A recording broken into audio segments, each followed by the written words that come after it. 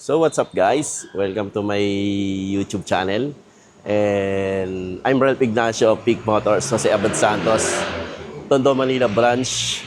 Then for today's video guys, meron tayong i-review dito sa ating likod, which is yung hot cake ngayon na kakalabas lang last year, November, na 7-seater SUV na gasoline engine, pero napakadaming bumibili ngayon na itong unit na to at naghahanap hanggang ngayon.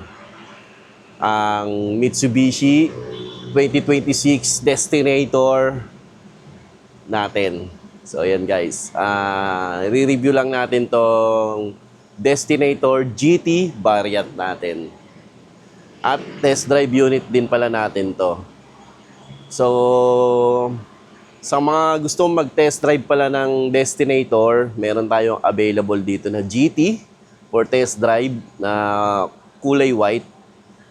Message nyo lang ako kung gusto nyo i-test drive tong unit na to dito sa Abad Santos branch ng Peak Motors Philippines Incorporated. Yan. Tapos, bago ang lahat, bago natin umpisan yung ikutin tong unit na to, subscribe muna kayo sa aking YouTube channel sa mga bago pa sa aking channel. Subscribe na kayo, Ralphie TV. I-like nyo na rin yung channel ko, i-share nyo na rin, and mag-comment na rin kayo kung anong gusto nyo i-comment. So, yun lang guys. Umpisa na natin tong ikutin tong Destinator GT na kulay white, di ba? So, let's go! So yun guys, umpisa na natin ang ating pagbablog dito sa Mitsubishi 2026 na Destinator GT variant natin. So, ang SRP pala nito is 1,939,000.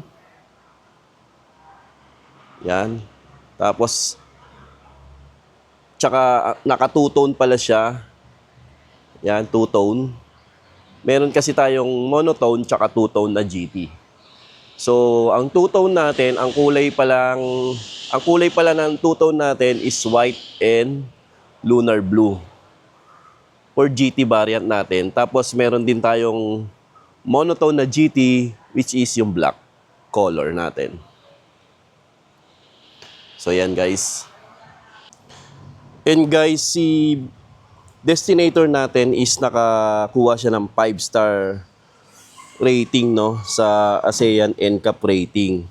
Ito yung pinaka-highest na score na binibigay ng Southeast Asia Leading Authority para sa mga new car safety standard, no? So 5-star ASEAN NCAP rating to si Destinator natin. So, di ba, napakaganda at safety itong unit natin na Destinator. Tapos, isa natin dito sa front niya. So, mapapansin nyo, yung ilaw niya is naka LED T-shape. T-shape na siya. LED T-shape. With daytime running light. Yan siya, ilaw niya. Projector headlight T-shape. Then, ang fog light niya is LED na rin.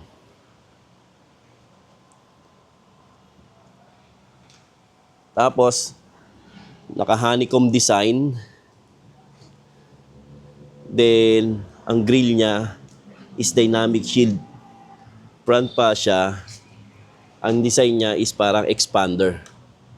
Naka-vertical. Pero dito yung honeycomb design niya sa taas. Tapos meron siyang sensor. 1, 2, 3, 4, 5. Then, meron din siyang multi-around camera. Camera 360. Ito yung camera niya sa harapan. Ayan guys, yun. Ano natin, GT variant. Malalaman mo siya na GT, which is yung bumper niya dito is kulay, may pagka gray yung bumper niya. Yan, GT, tsaka naka two-tone. Pero kasi meron tayong GT na naka monotone lang, is yung black. So yan guys, ano natin,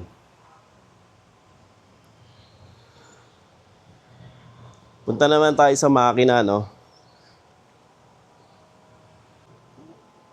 Tapos then dito naman tayo sa engine niya guys. Ang engine pala nito is naka 1.5 liter turbocharged 4 inline gasoline. So kahit naka 1.5 siya, is naka turbocharged naman siya na gasoline, no? Na may maximum power na 163 by 5,000. Tapos ang torque niya is nasa 250 by 25 to 4,500 RPM. So, kung gusto nyo ma-experience yung ano nito, Destinator, pwede naman kayo mag-test drive dito sa dealer natin para masabi nyo kung yung lakas niya talaga, ma-experience nyo. Diba? Kasi ang dami nagsasabi na, ay, malakas sa gasolina yan, malakas sa ano. Experience nyo lang, i-test drive nyo na lang para malaman nyo na anong feel na nakasakay ka dito sa Destinator. Diba? Libre naman mag-test drive eh. Wala namang bayad yun. Test nyo lang. So, punta naman tayo dito sa side na to, no? Dito, sa gulong niya is naka 18-inch two-tone alloy wheels. Yan. Tapos, meron siyang 214 na millimeter na ground clearance. Yan. Then, ang suspension niya dito sa harapan is naka MacPherson strut with coil spring and stabilizer. Then, sa likod naman is naka torsion beam. Yan, parehas naka disc yung harap tsaka likod.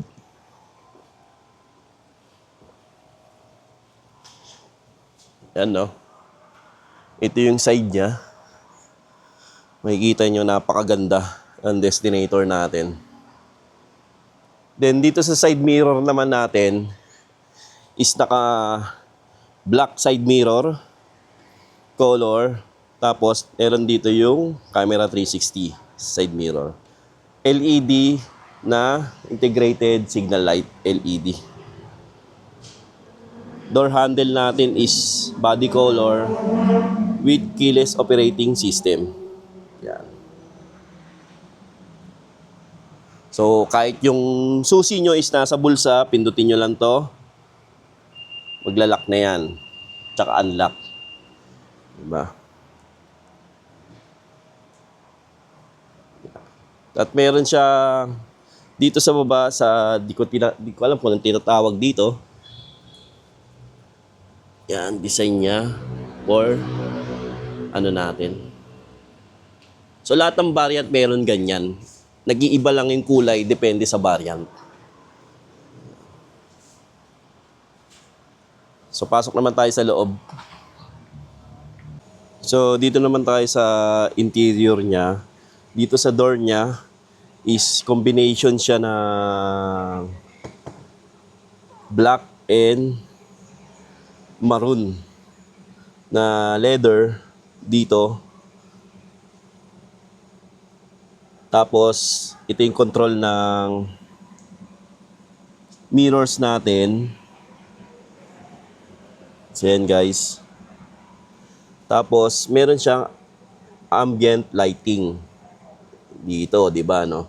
So, mamaya tuturo ko sa inyo paano baguhin yung mga kulay nito. Yung 64 na kulay ito eh. Ambient lighting. Tapos, Naka-Yamaha speaker tayo. 6 speaker tayo for GT ito, Yamaha.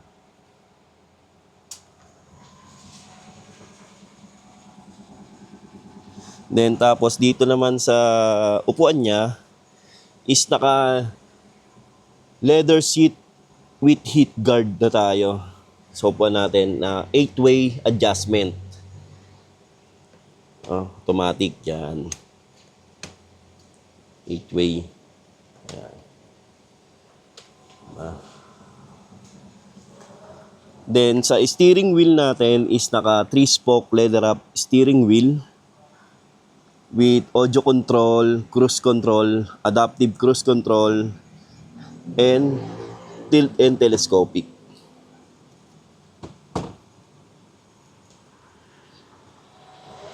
So tara, tayo sa loob.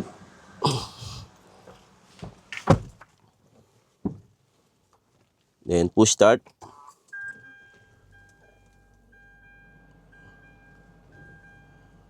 Ayan guys, yung ano natin.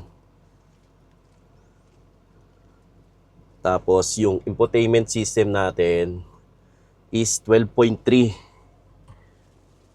LCD, no? Ganito kalaki. Natin.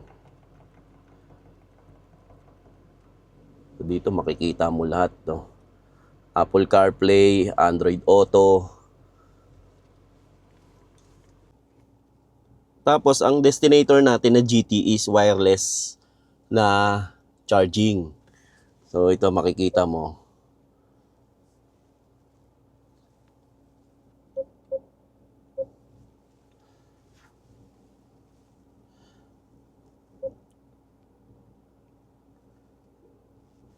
Ito makikita mo dito eh. Display, audio. Ito wireless charging, wireless charger yan. Yan. Yan. Diba? Charging started yan, diba? Lalabas siya dyan. So dito pwede mo dito mga vehicle settings, yan, keyless operating system. Yan. Wipers, turn signal light, yan. Power doors. So halos nandito lahat ng ano. Pwede mong i-control dito sa monitor natin. So ganun siya kaganda. Tapos ang airbag pala natin is dual front. 8 airbags siya. Dual front, side and curtain airbag. Yan.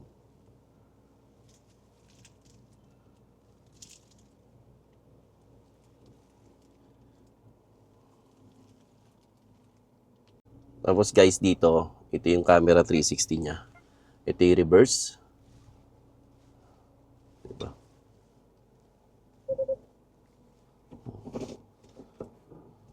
I-park natin. Dito, pipindutin nyo yung camera para makita nyo, gusto nyo makita yung sides. Yan. Mga options ng camera natin.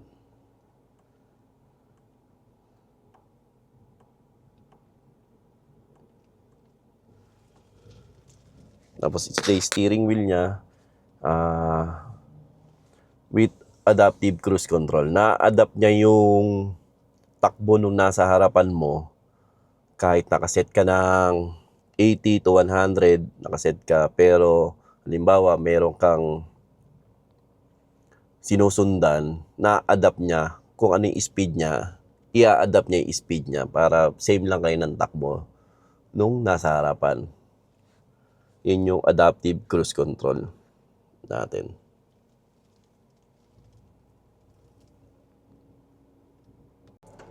Dito. Tapos ang aircon natin is dual zone climate control. So dalawa siya, pwede siyang i-control yung passenger tsaka driver. With Nano X na rin siya. Yan na natatanggal niya yung mga bakterya dito sa loob ng unit natin, no.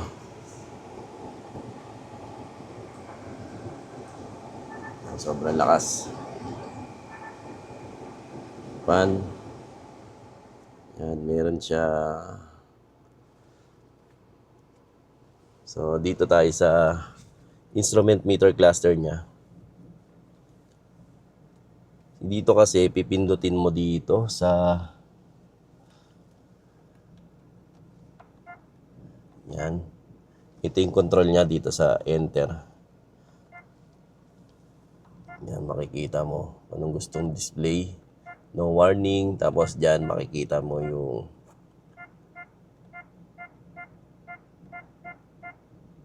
mga gusto mong display type. So, itong meter cluster natin is naka 8-inch na LCD meter cluster.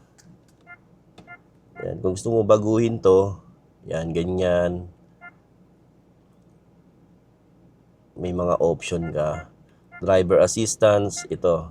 Forward collision mitigation, blind spot warning, rear cross traffic alert, parking sensor, yan. So, yan yung mga ano natin. Yung... Yan, naka-on. Yung mga features ng ano natin, no? Back natin. Pop-up notification, tailgate, rest reminder, turn signal light, language unit. Yan. Fuel consumption. Yan. Gusto mo anong settings na gusto mo. Temperature. Maintenance. Yan. 9,700 na. Sa 9,700, tatakboy mo for 4 months. Kasi tinatakbo pa lang nito is 380. Diba? Display type. Yan, mamimili ka lang. Digital na rin siya, no? Ganyan kaganda. Tapos dito tayo sa Apple CarPlay niya.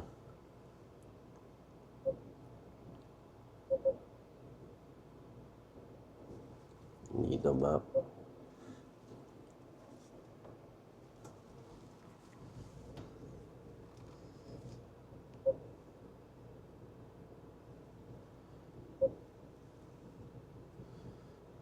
Ito, ambient lighting. So, dito ka mag-ano, no? Magsi-settings nito. Welcome door. Welcome, door open, incoming call. Yan. Diyan ka lang ano yung settings niya.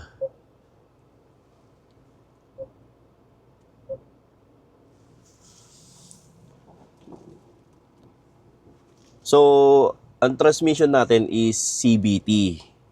No? Continuous Variable Transmission. Tapos, naka-electronic parking brake na rin siya. Brake auto hold. Tapos, 5 drive mode tayo. Which is yung yan. Drive mode niya is normal, wet, gravel, tarmac, and mud. So, depende sa road condition niya na para halimbawa normal. Set nyo lang sa normal, sa mga takbuhan lang na normal lang, di ba? Wet, yan. Gravel, tarmac, and mud. Tapos, dito sa center console niya, is may cool box. May cooling ano dito. So, na-maintain niya lang yung lamig. Pag may nilagay ka ditong, halimbawa, mga mineral water, may maintain niya lang yung lamig. Pero hindi siya nagpapalamig. Na-maintain niya lang yung lamig. Hindi siya rep na ano lang, nagpapalamig palalo, no? Na-maintain niya yung lamig. Tapos dito, yung rear view niya is may camera. Yan. Diba? Harap likod dyan. Pipindot niya, pwede niyong pindutin yan. Kita may mga option yan, pindutan, di ba?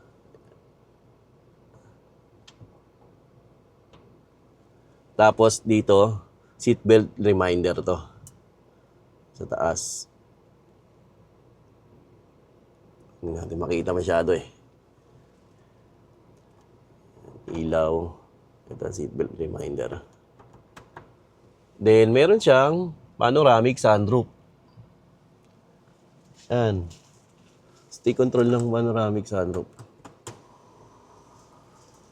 Yan. Dito yung sa pinaka-ceiling niya. So, open natin. Yan. Tapos, todo natin. May todo. Tapos, ito. Open. Yan, kalahati. Yan, diba?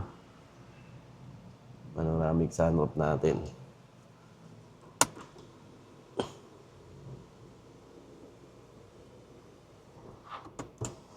So dito, pwede kang tumawag sa call center natin for emergency o ano nangyari sa unit mo. Kasi ang destinator natin is pwede natin i-connect sa cellphone natin na meron tayong apps na para ma-detect natin, pwede natin i-start, which is yung tinatawag na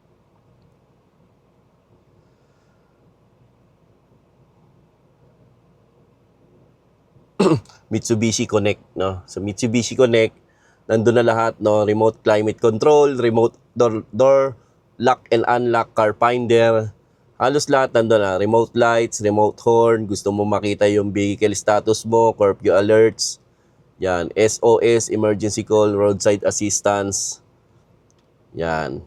So meron tayong Mitsubishi Connect. Ko-connect mo yung unit mo sa cellphone mo para natitrace mo siya kung nasan siya. Ayan guys, yung ano natin. Tapos punta tayo sa second row.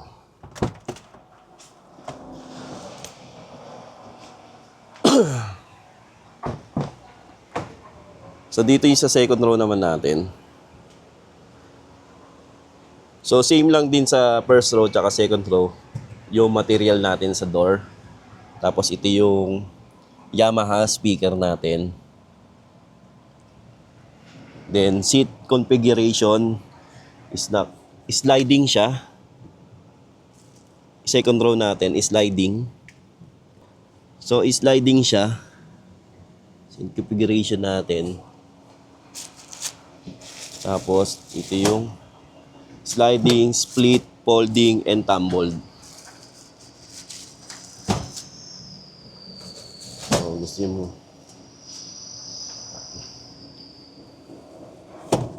second row, third row.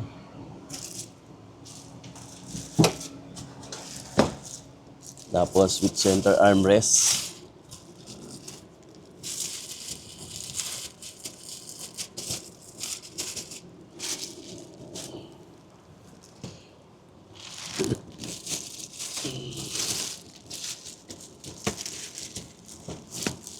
Yan.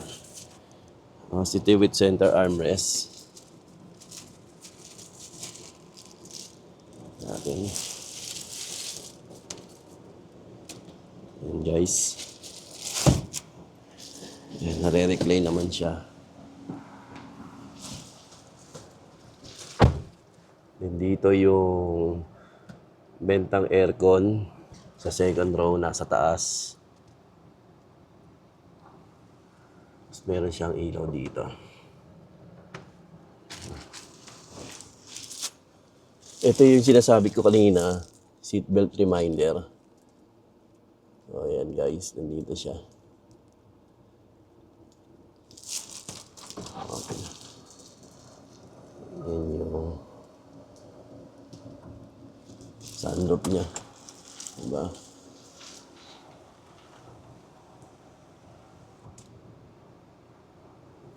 Ayan guys try natin.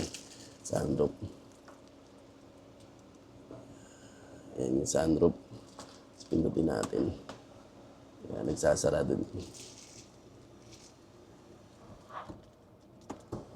Sarado natin. Diba? Sarado pa natin. At napakaluwag na itong destinator natin, no? Buksan natin para maliwanag.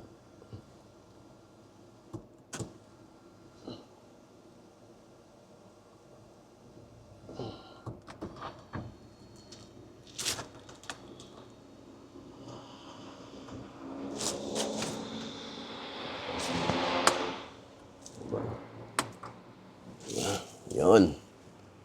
Diba? Ayan. Once na. Diba? Saan natin. So yun guys. So dito naman tayo sa second row, no? So ito yung pan. Control ng pan ng aircon. On off. Pan. Syempre kung gusto mong malakas.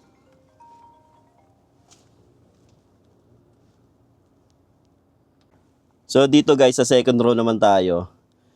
Yung meron tayong control dito ng aircon. So on, off. Yan yung pan natin. Tapos USB type A, type C. Then guys, meron tayong tray dito sa likod ng parang lamesa, di ba? Tapos may pwede pang lagayan ng bote, holders. Diba? Pwede kang habang bumabiyahe, pwede kang kumain dito. Napakaganda ng destinator natin. Yan, sa third row naman tayo. Let's go guys. Then, fuel tank capacity pala nito is 45 liters. So, dito naman tayo sa likod. So, equipped na rin siya ng spoiler with high mount stam lamp na LED. Yan, yung spoiler niya. Then, nakapin antenna na rin siya. Then, sa ilaw naman is naka T-shape.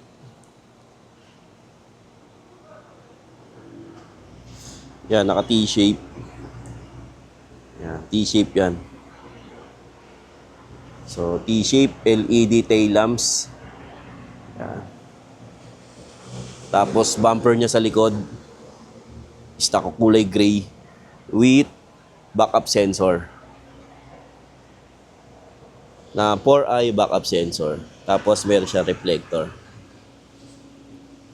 Then, power tailgate na to. So, kikik mo siya. Hindi, close muna natin. Up pa pala natin. Up.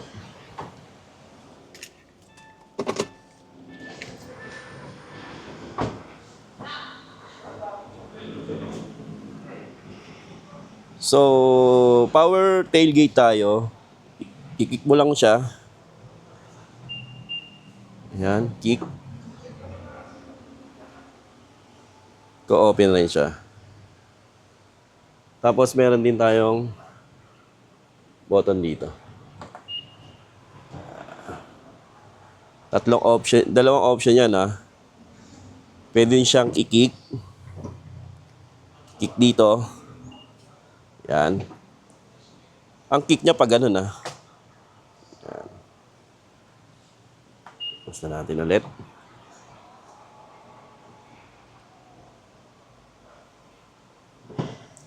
Tapos meron din siya option dito.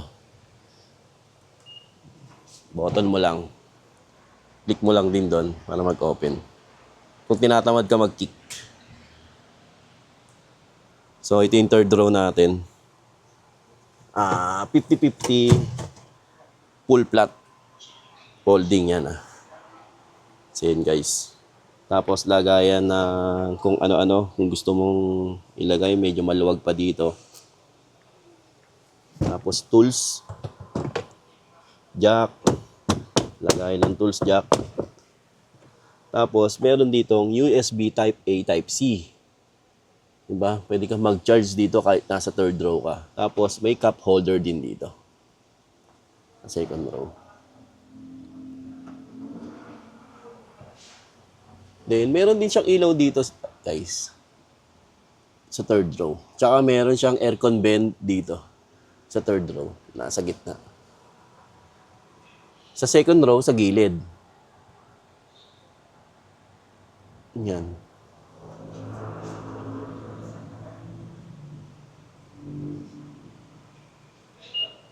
Tapos meron siyang reverse camera. Yan yung reverse camera niya. Guys. Yan. Reverse camera. Tapos ito yung camera niya sa likod, which is yung nakikita natin sa rear view mirror natin. Diba? And spare tire niya is standard stock. Hindi siya donut type. Kung ano yung tires niya na stock is yun yung spare tire niya. So, yun guys. Yung ano natin. Destinator na GT natin. So, sana may natutunan kayo dito sa video na to. Pag napulot kayo, kung mga gustong kumuha ng Destinator, nakatulong tong video na to sa inyo guys. So yun guys, medyo ano tayo sa Destinator. Tapos na tayo sa Destinator GT natin. So sana nakatulong tong video na to sa inyo, no? At sa mga gustong kumuha, message nyo lang ako sa aking number sa 0906-441-0985. Lalagay ko na lang yung complete details kung magkano yung promo, discounts, at freebies na itong Destinator natin. So, di ba? Napakaganda ng Destinator, guys. Yan. Yan, message nyo lang ako, guys. So, nga pala, isusi. So, yun guys. Tapos na ating review dito sa Destinator GT variant natin. So, sa mga gustong mag-apply, message nyo lang ako sa number ko sa 0906-441-0985. At naka-Viber ready at WhatsApp na rin yan. So, sana nagustuhan nyo tong video na to. Comments lang kayo kung anong unit na gusto nyo i-review natin sa susunod. So, I'm Ralph Ignacio, Peak Motors, Jose Abad Santos branch. And see you sa release day, guys. Bye.